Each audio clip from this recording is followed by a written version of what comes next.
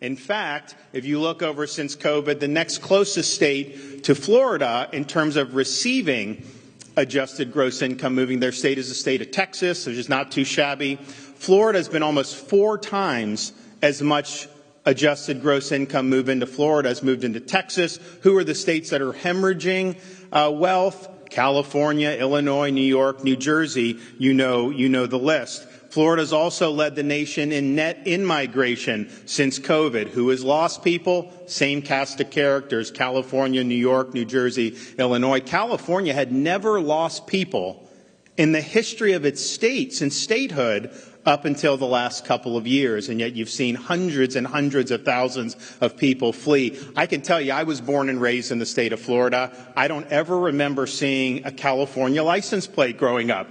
We start seeing all these California license plates showing up in Florida. Honestly, the Floridians were a little bit spooked about this, particularly my supporters. It's like, who are these people from California and how are they going to vote? And that was kind of the big thing. But here is, I think, why the migration has been so telling. It has had a political character to it. It's not just, well, I'm going to continue to believe that this is a good way to govern on the left coast or in New York, but I'm just going to come to Florida to get the taxes, because we've always had lower taxes. That's not anything new. There's a whole host of other factors that attracted people to states like Florida. And so people will ask me, are they going to move from those deep blue states, vote like everyone votes there, and then change Florida for the worse? And here's what's happened. When I got elected governor in 2018, there were close to 300,000 more registered Democrats in the state of Florida than Republicans. And prior to me becoming governor, we had never had more registered Republicans than Democrats in the history of the state of Florida. Today, the latest numbers are we now have 271,000 more registered Republicans than Democrats.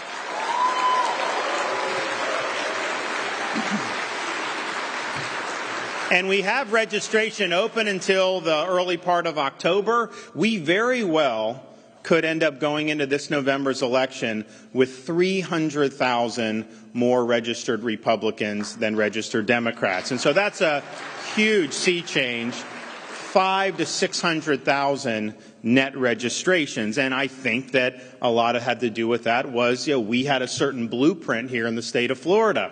And as was mentioned, part of what we've done is just exercise a little common sense. Just because the media and the elites are saying to do something, that does not mean it's the right thing to do. And we stood and kept our bearings about us. We also try to ground what we're doing in core American principles. The founding principles of this country are enduring. They may apply differently at different times and in face of different challenges, but those are principles that we continue to rely on in the state of Florida. We are not afraid to buck the discredited ruling class and elites in our country. And we did it during COVID, but we've done it time and time again across the board. And then finally, when we're standing for what's right, you don't get very far, given all the things that are going on in our country, unless you're willing to show a little backbone, and unless you're willing to stand your ground when it gets hot in the kitchen. And we have done that time and time again.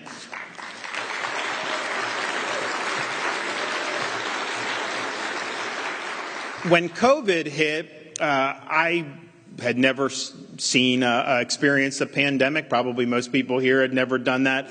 And so I started to look and research and consume data, because we were being told what to do from, the White House task force or this health bureaucrat or that. But did any of that actually make any sense, and was any of that justifiable? And I look back at Dwight Eisenhower's farewell address. And most people remember that for his warnings about the dangers of the military-industrial complex. And I think those were very smart observations. But if you read that inaugural address, he talked about this new phenomenon of the federal government funding so much scientific research. And he says when that's intermingled like that there's a danger that public policy itself could be held captive by what he called the scientific and technological elite.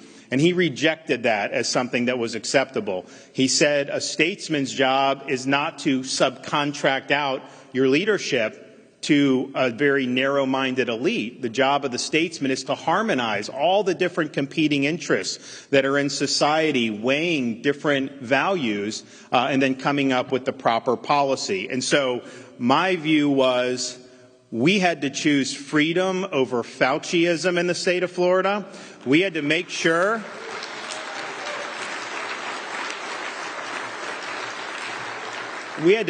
that our policies weren't excluding all these important values just because you had people with a very narrow-minded view with some credentials by their name were telling us that those values didn't matter. And a great example of that is when you were dealing with the schools and whether schools should be open. The fact of the matter is, as a from a perspective of evidence and data, was not a very difficult decision. It was a very difficult political decision just in terms of the blowback that we've got. We were opposed by almost every major health bureaucrat that would go on TV or that was on the White House task force or in different state capitals. But the reality was we had seen this be fine in other parts of the world, and we were following observed experience, and we put that ahead of what some intellectual elite thought that should happen. And I said at the time, if we don't have kids in school, you're going to see massive problems that are going to go for years and years and years. And I was the one that was being attacked time and time again. I did think, though, that once we had the kids in school, the school year was going, the sky didn't fall, I thought all these other states would be forced to open their schools and have the kids go in schools. In reality, you had places that locked them out for over a year, sometimes even more. And so we followed the data. We looked at the big picture, and our state is much better off for having done that. And I can tell you, if you look at the test scores that we've seen, we've actually had students in lower incomes gain over the last 2 years. You can't say that about California and a lot of these other places. But all that was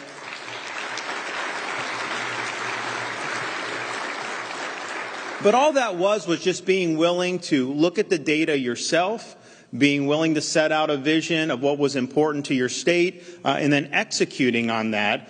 We rejected the elites, and we were right. They're now trying to rewrite history, acting like they wanted kids in school all along, and we shouldn't let them get away with that. But we should also point out, not only were they wrong about schools, the elites were wrong about lockdowns. They were wrong about epidemiological models and the hospitalization models. They were wrong about forced masking. They were wrong when they rejected the existence of natural immunity. They were wrong about the efficacy of the mRNA vaccines, and they were wrong when I said this, that COVID was seasonal. Now they admit it, but they didn't when it was obvious that that was the case. So on almost every major significant issue, these elites who would show up on cable news or be wherever, they were wrong, and they got it wrong time and time again. And so we also served in Florida as a roadblock to what I think would have taken hold in this country if it weren't for our leadership, and that's a biomedical security state. If you look at what they were trying to do with forcing of vax and passports and all these different things, this country would look a lot different right now if people like me hadn't stood up and said, not on my watch, you're not doing that here.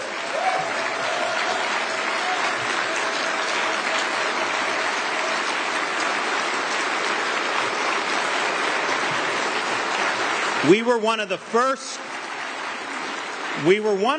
if not the first state, and this was early in 2021, to say our schools cannot compel students to do a COVID shot. So we got that off the board very early, before it was even available, because we saw what they were up to. We saw what was coming down the pike. We were the first state, or one of the first, to ban so-called vaccine passports.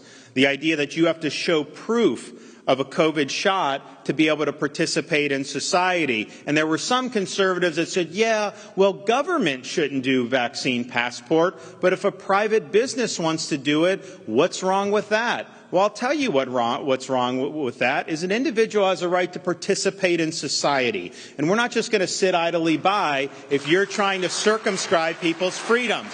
And that's true if it's government. It's also true if it's big business. And here's another thing with Florida. if we had said that, I do think most businesses probably wouldn't have wanted to do it.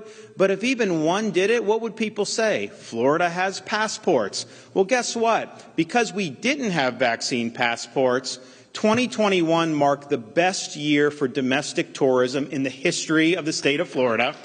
They wouldn't have come if they had to cough up medical papers, not in those numbers.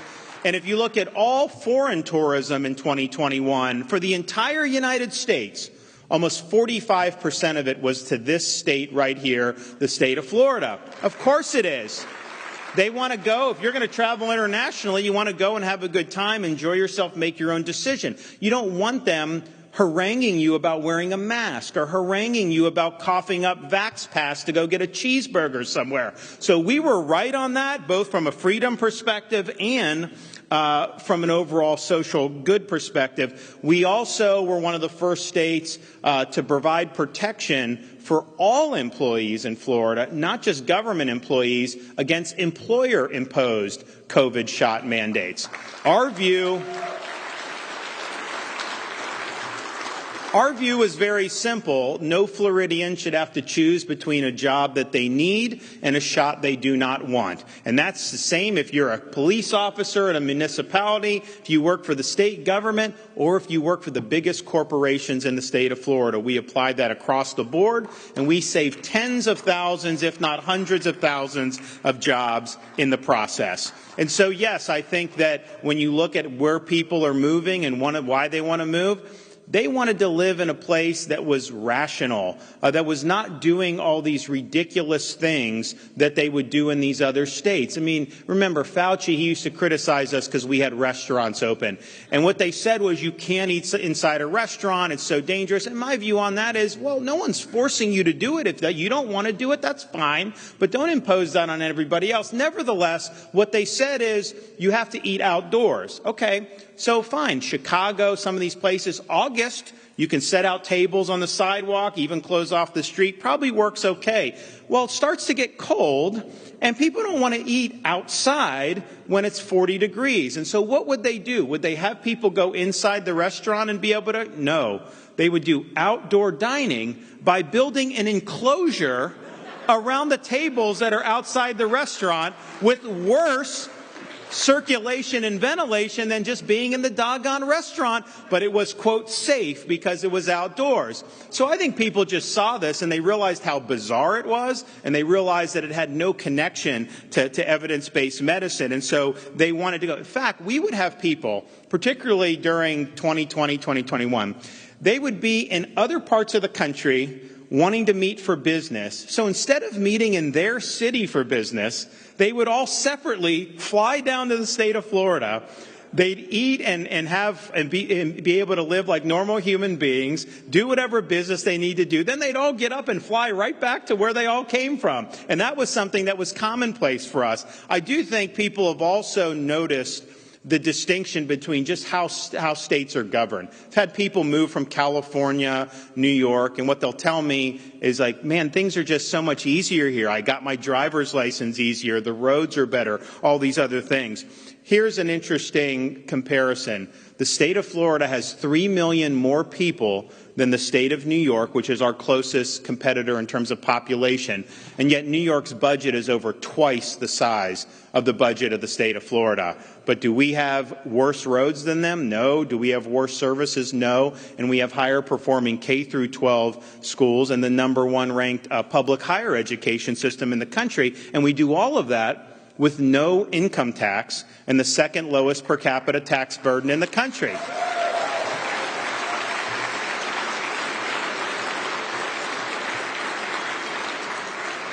We also, with our most recent fiscal year that ended on July 1st, we had a $102 billion top-line budget, and that yielded a $22 billion surplus, the largest in the history of the state of Florida. And again, with no income tax, that's purely from expanding the economic pie and economic activity. If you look at our economy, we have more people employed today than we did prior to COVID. That is not true for most of these lockdown states. Our labor force has expanded, and our unemployment rate is lower than it was prior to COVID. And almost every economic indicator, we've exceeded the national national average month after month after month for close to 2 years, and obviously people are benefiting as a result of that.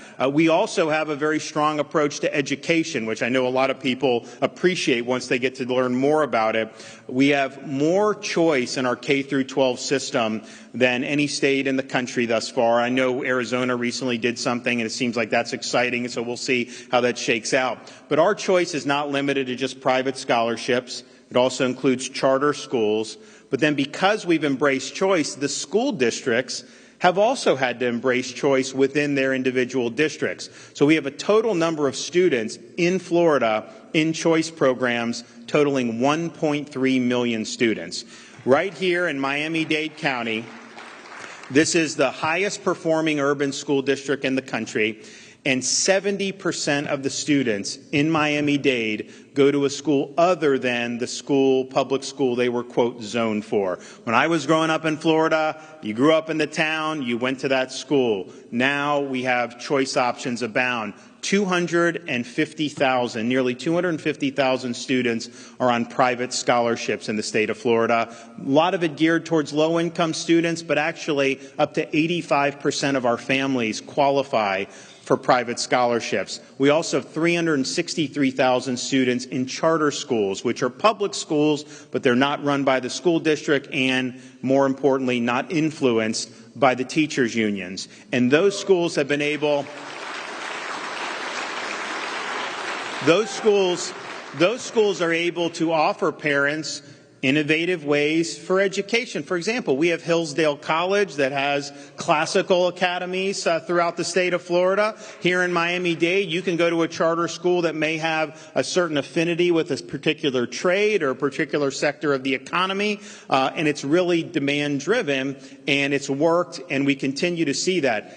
We ranked in the most recent K-12 achievement rankings for Education Week, number 3 in the country for K-12 achievement. And the most recent NAEP, we don't have this year's NAEP. They did the national numbers, which have gone down. They don't have the state-by-state yet. But the more recent year that we did have the state-by-state, control for demographics, we ranked number 1 in the country in 4th grade reading and 4th grade math. And so choice works, high standards work, and we'll continue to do that and put points on the board. We also have been proud of our higher education system, partially because we have had a freeze on tuition since I've been governor. So if you're in-state student and you want to go to a state university, the average tuition is about $6,300. You cannot match that anywhere else in the country. We also have scholarships for high-performing students, which will take all of that or most of it, depending on the level of scholarship you get. And yes, we want to make sure that these are centers, that these are universities dedicated to excellence. And so we recently signed legislation that in the state of Florida, all of our state universities, tenured professors must undergo review every 5 years and can be let go if they are not doing the job.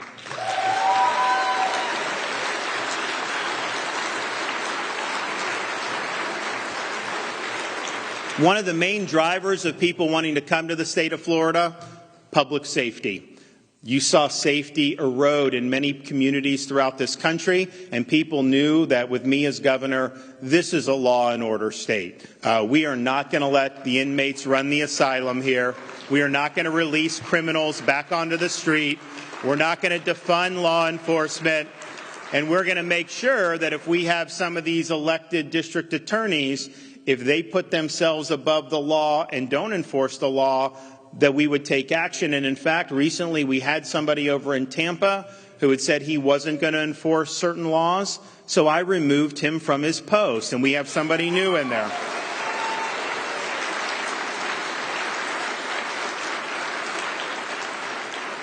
But they slash funding for law enforcement across the country, and that makes you're shorthanded, you can't have enough people on the street, but it also just sends a message to the people that wear the uniform that you don't have any support. I wouldn't want to get involved in some thicket if I know I'm not going to get any support from the people that I'm out there working for. So that's had a huge impact on crime going up. They also have things like eliminate cash bail. They have things where they're putting criminals back on the street. I mean, when COVID hit, they were telling me, Governor, are you going to release criminals from prison? I'm like, hell no. Why would I do that? Many governors were doing it, though.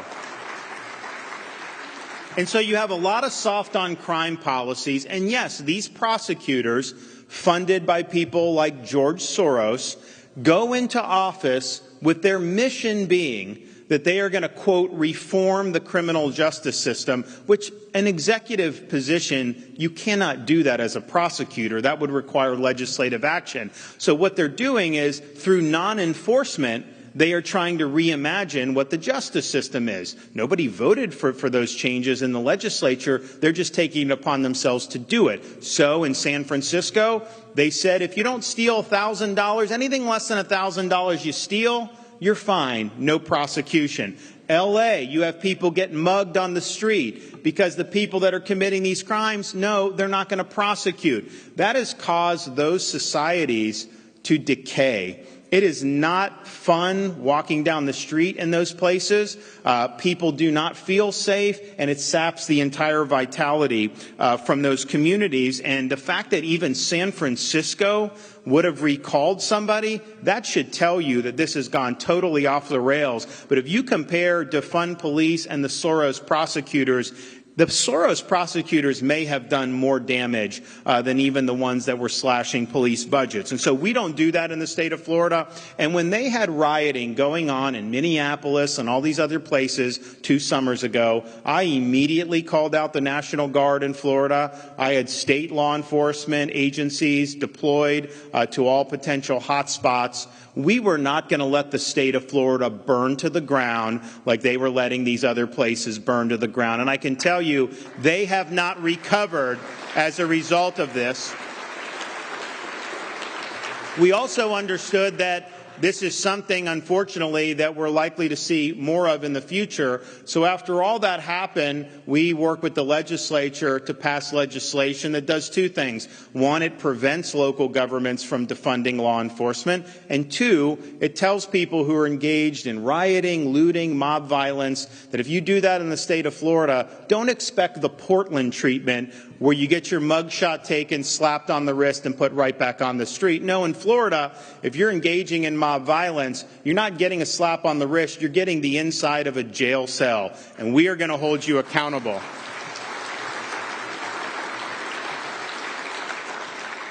And I have to say, brag a little bit, our anti-riot legislation was recently criticized by the United Nations. So I wear that as a badge of honor.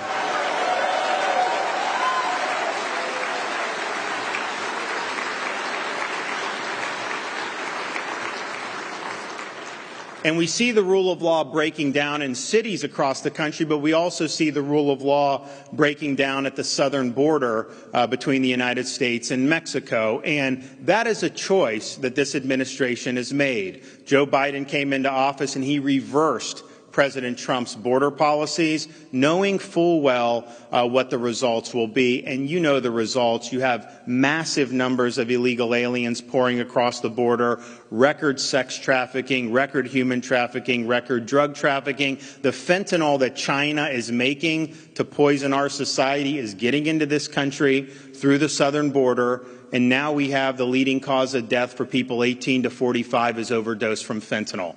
So it's been a policy disaster, but it's also been a constitutional disaster.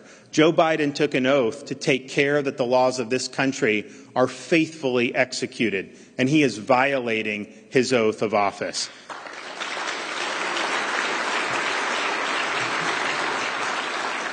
And we'll see what happens in November, but I feel good that the Republicans are going to take the majorities in the Congress.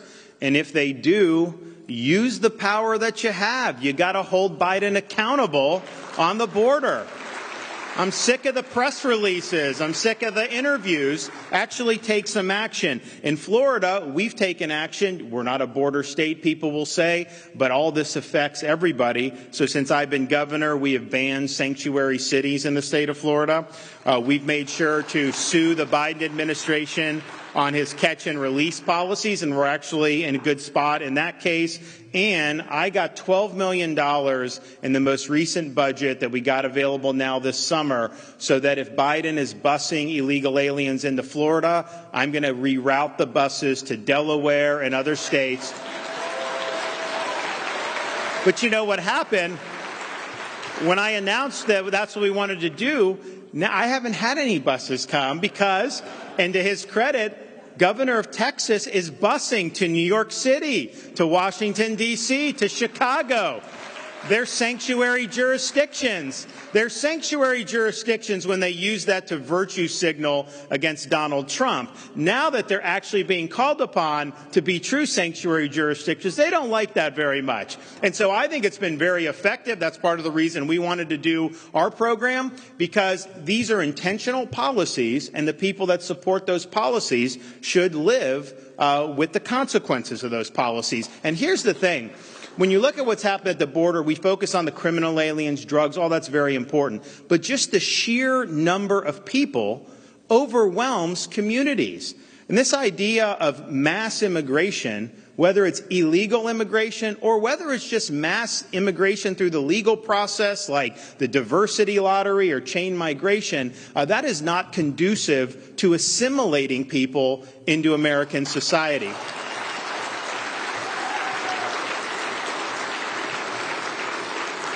And so the national interest of our country, and we've had a variety of different immigration policies throughout our country's history. We've had periods where we had high immigration levels, that we had success, but we've also had periods where we had great success with immigration levels being very low, such as the decades after World War II. So the issue is how does immigration serve the people of the United States and the national interests? We're not globalists who believe that foreigners have a right to come into our country whenever they want to. It's what we think is the right thing to do.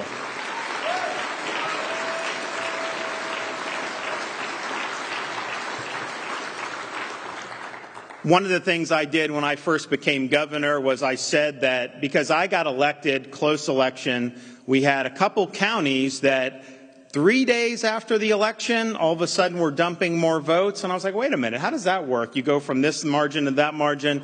And so it wasn't, people didn't have confidence in it. So I got into office January 2019. I said 1 generation of botched elections is enough. We are going to make some changes. So one of the first things we did was accept the resignation of Brenda Snipes in Broward. We removed the Palm Beach supervisor. When COVID hit, we didn't change any rules like many of these other states did, which was not constitutional changes. We said, here's the rules. We're going to vote and make it transparent. And a couple days after the 2020 election, people were actually saying, why can't these other states do like Florida does? They didn't used to say that about Florida. And so we were happy that we did much better. But I also understood that we had a lot of work to do because I saw some of the things that were going on in the rest of the country. So since the 2020 election, we have made ballot harvesting a third-degree felony in the state of Florida.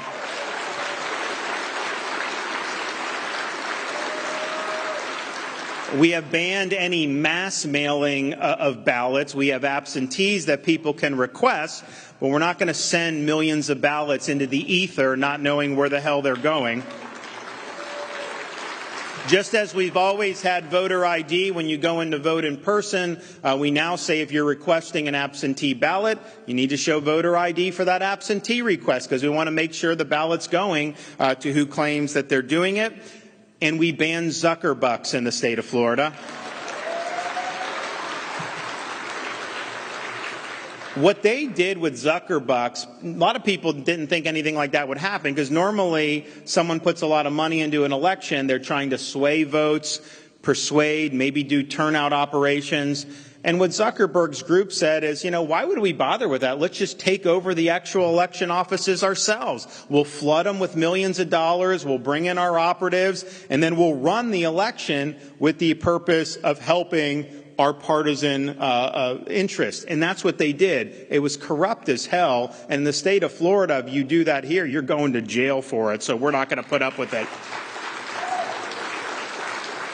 And then we also, because you can have all the best election laws in the world, but if they're not enforced and people aren't held accountable, then what good does it do? And so we created, that became operative in July of this year, the first ever statewide election integrity and voter fraud unit in state government, which has the ability to investigate and bring cases against people that violate the election laws. So within a month of it being stood up and having funding, they brought 20 charges against 20 different people who voted illegally in the 2020 election. These are people that have been convicted of sex offenses and homicide, and you are not allowed to vote. Those were illegal votes. And so we have the capacity now that if someone's ballot harvesting, if somebody's voting twice, if you have an illegal alien voting, you can better believe that we're going to be on top of that. And so I think we have the most secure elections in the country, and I think our model is one that other states can emulate, particularly the way we track voter turnout. If you come on election day and you start looking at counties, they will have real time the voters that are turning out by registration. They don't tell you how they voted until the polls close. But when those polls close, we know how many votes had been cast in an election. So once you have that number, it becomes much more difficult for any funny business to occur. And so I'm very proud that we've been able to do that and do that well.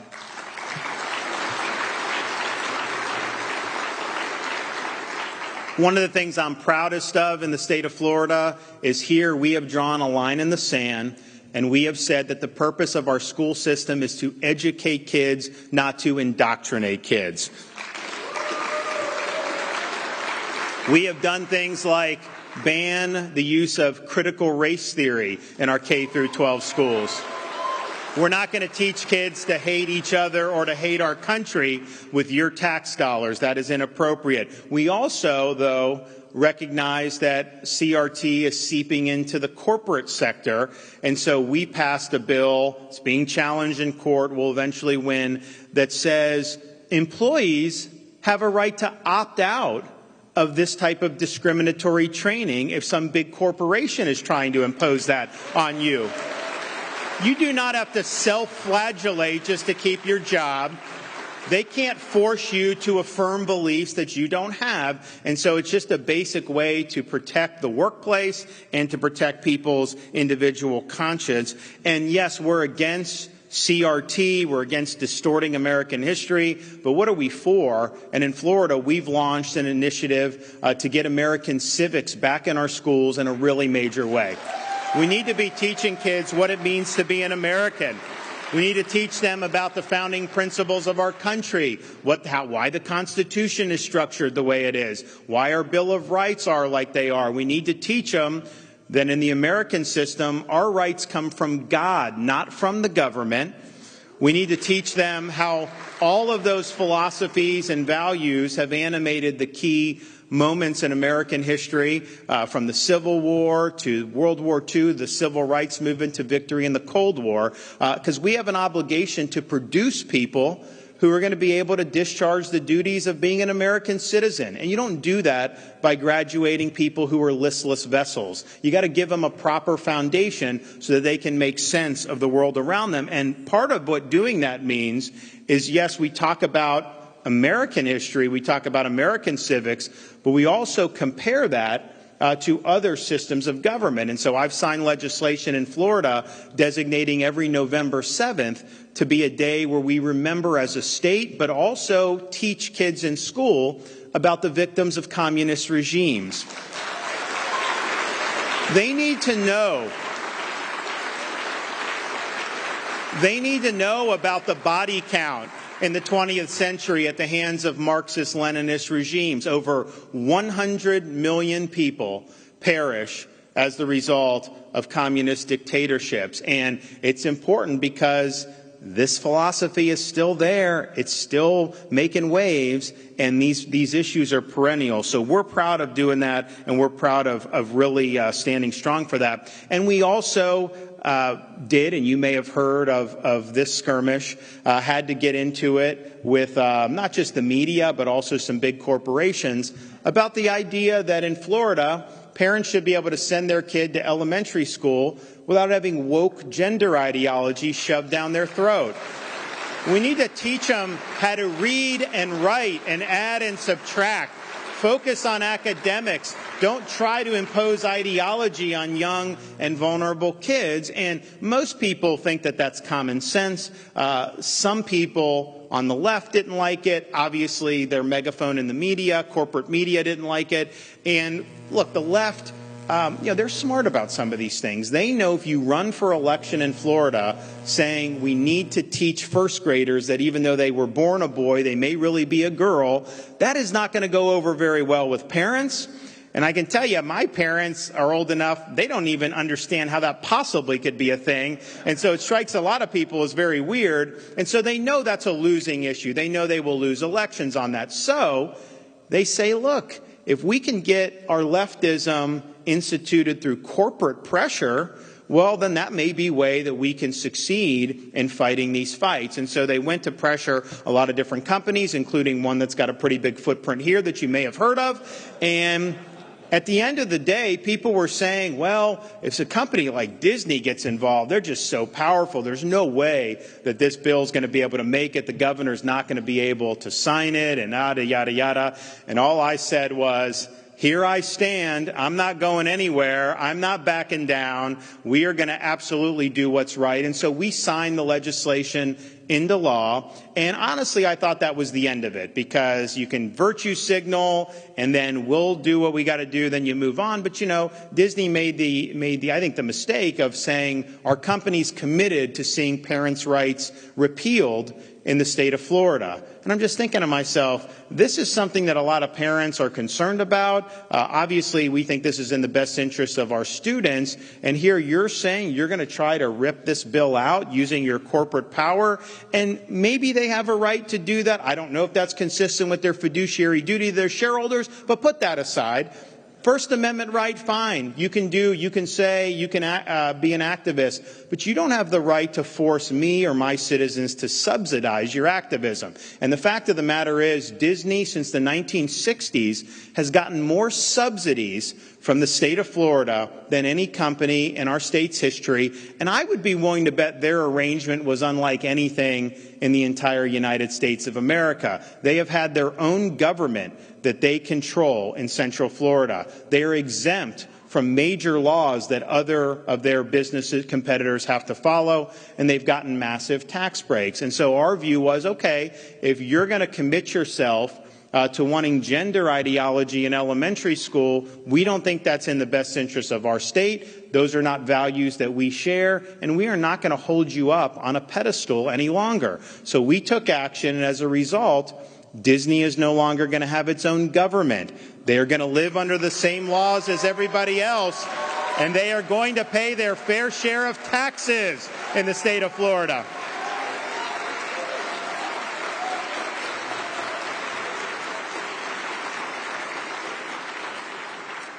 And so it was odd that this would even be something that needed to be fought. I'll tell you, we've also had other fights in the state of Florida. Actually, 2 years ago, we signed legislation protecting women's sports from having men be able to compete in women's sports.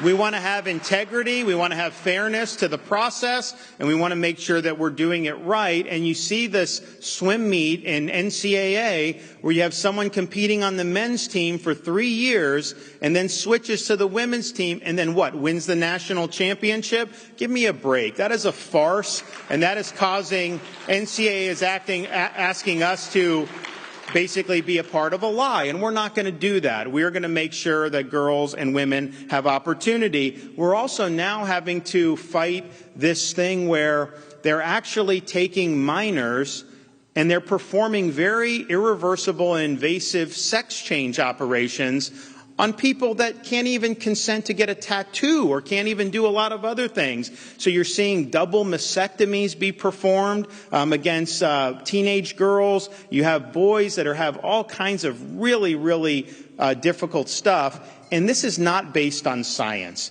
This is not based on medical evidence. This is based on ideology. And so we now have our Board of Medicine has instituted a proposed rule that will go into effect and will basically say licensed practitioners cannot be performing sex change operations on minors in the state of Florida.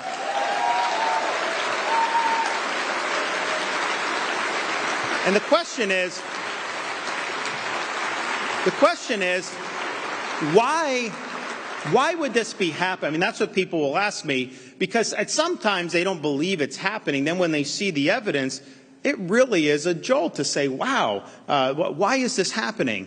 I think it's happening because of the woke mind virus. I think this is ideology run amok. I think you're seeing it all across a variety of institutions, which I think is one of the reasons why the moment we have right now is more challenging than maybe some moments that we had in the past. Because I think when Reagan came on the scene, for example, it was really big government that was to blame, and big government that needed to be reeled in. Yes, we still need to do that, don't get me wrong, but you now have a woke mind virus has infected all these other institutions. I mean, just look at corporate America. Most corporations, some of these big corporations, are now exercising quasi-public power in terms of using their economic power to change policy in this country. You just saw what the credit card companies are going to try to do with the firearms. You've seen big Wall Street banks collude to deny financing to companies who may be involved in combating illegal immigration or firearms or things that they don't like. You look at the movement for ESG, and all ESG is an attempt to use corporate and economic power to impose an ideological agenda on society, an agenda that could not win at the ballot box. And so this is masters of the universe, not content to line their pockets, not content to make huge profits. No, they want to use that power to be able to change society. And they are not accountable to any electorate the last time I checked. And there's really no way for the private sector at this point. Maybe that will happen to check. So what we've done in Florida is say we're going to fight back against this. So we've instructed our state pension system to not do any ESG. They should be using their pension system to get the best results for the shareholders. And if a solar company is a good investment, then of course they can do it, but they are not excluded from doing other investments that are not following the ideological litmus test. We also look at things about where is all this coming from? Places like Davos. You know, I look at these people that go at the World Economic Forum, and I'm like, they just view us as like a bunch of peasants. I can tell you this, things like the World Economic Forum, that's dead on arrival in the state of Florida. We're not going to allow any of that. But I think the lesson for people on the right is I think there was a generation of people that kind of the muscle memory was just if it's private, just defer to it.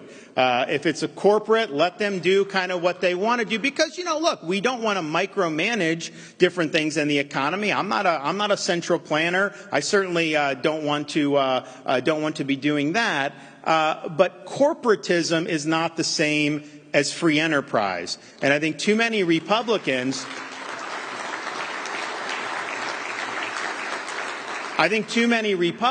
have viewed limited government to basically mean whatever is best for corporate America is how we want to do the economy. And my view is you know, obviously free enterprise is the best economic system, but that is a means to an end. It's means to having a good, fulfilling life and a prosperous society. It's not an end in and of itself. And we need to make sure that we have that firmly in mind. The United States is a nation that has an economy, not the other way around. And our economy should be geared towards helping our own people.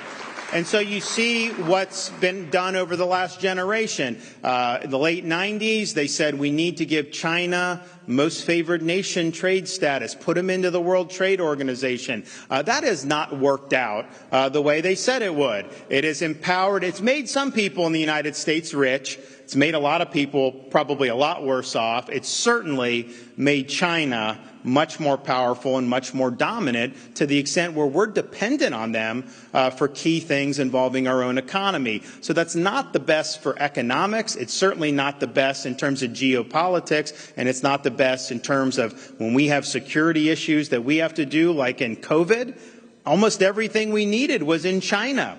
And so we need to understand that, and we need to do a better job with that. And the same thing I would say when you talk about private being off limits in some people's view. There's some people that criticize us in Florida because we've taken action to stand up to big tech companies. They say, you know what, it's private, let them do kind of what they want to do. First of all, they cannot be viewed as private entities, given that we know without a shadow of a doubt they are doing the regime's bidding when it comes to censorship decisions.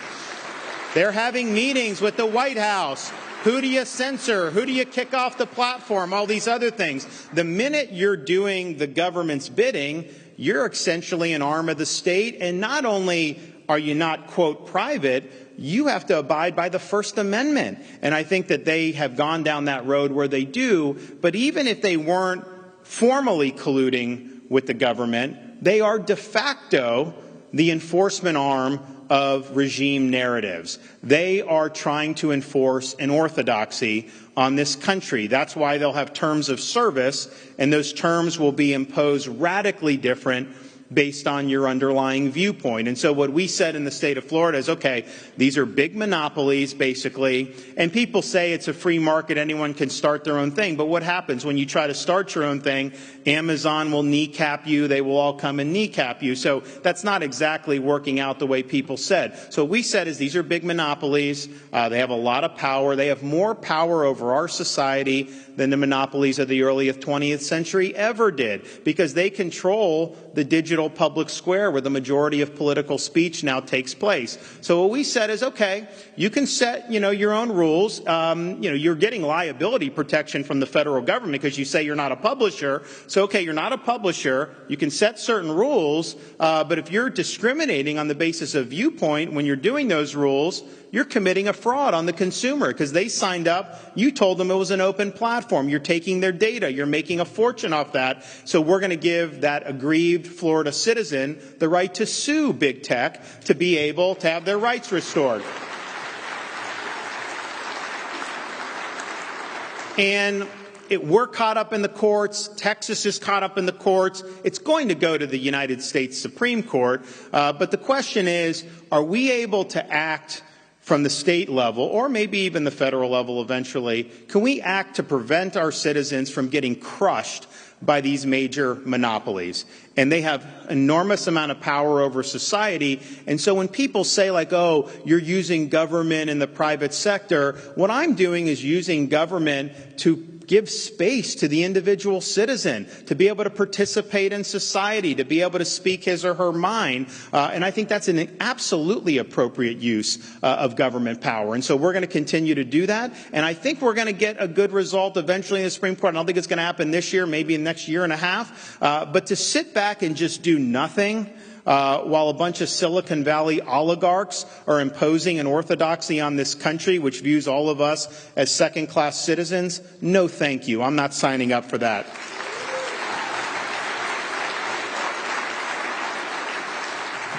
Another difference between when Reagan came on the scene and now is Reagan was famous for saying the most terrifying words in the English language are, I'm from the government and I'm here to help. And what he was identifying was 100% accurate. You had Great Society central planners that thought that they could socially engineer our economy and our way of life and make decisions for us better than we could make them for ourselves. And so that led to massive excess. It led to lots of unintended consequences. And Reagan was basically identifying that as something that was holding our economy back and holding our freedom back. And he was 100% true. But I think the difference between then and now is government is bigger and more powerful, but these agencies, particularly in law enforcement and national security, have been weaponized so that they really represent the enforcement arm of one particular faction of society against the rest of us. And you do not have equal zealousness by which they wield their power. People talk about the deep state as some conspiracy. It's not a conspiracy. What we have right now is the logical result of having an absence of constitutional accountability in the administrative state and basically what human nature will do. Of course power is going to accumulate there. The founding fathers would have told us this if we had told them this was what was going on. So that's the logical outgrowth of Congress abdicating its responsibility to hold the bureaucracy accountable for decades. It's a logical result of Congress empowering the bureaucracy and letting them do a lot of the heavy legislating. And so that's what we have. It's not anything that really should surprise anybody. And you have one faction that is controlling all of these, and you can see it in their political donations, you can see it in their activities. And so that's why you have things like federal law enforcement. When you had the terrorist attack at Fort Hood in 2009, they said it was workplace violence.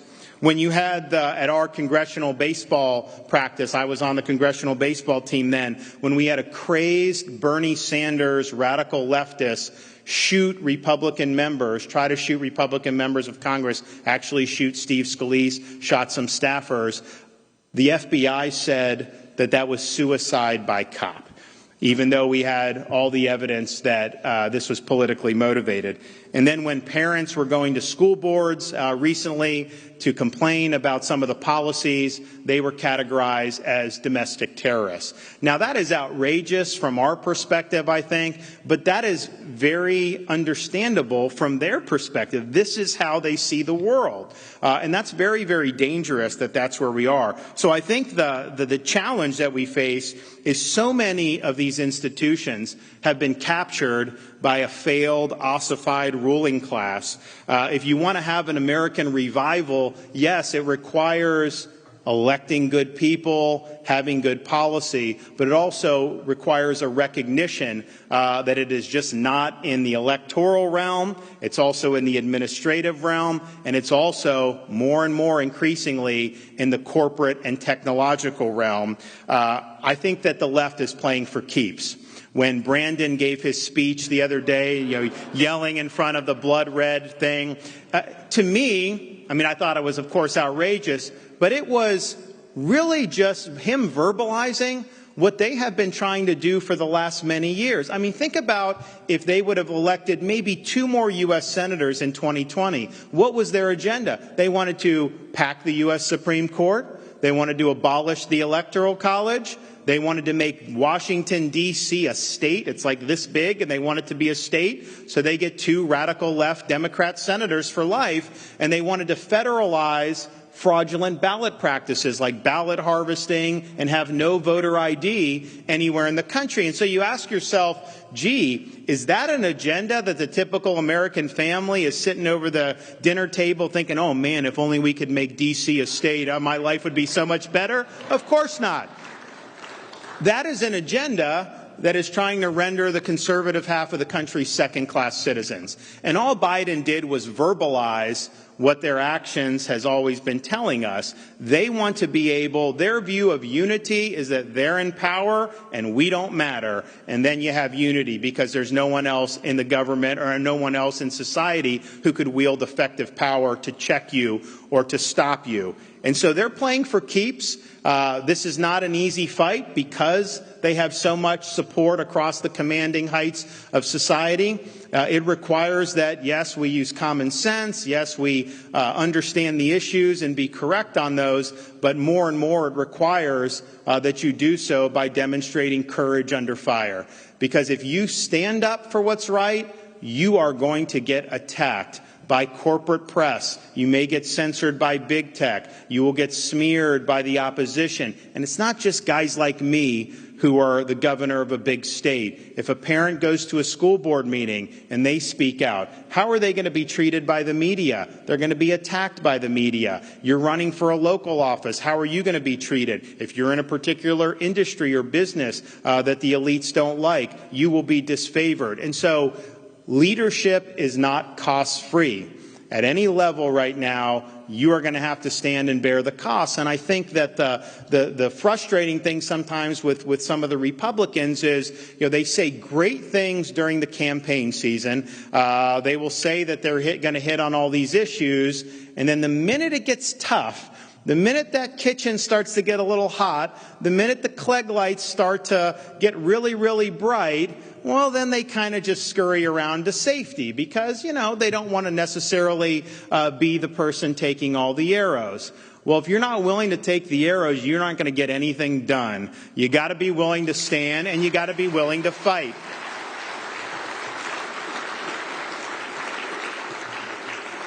And I think it's important that we're willing to do that and willing to sacrifice.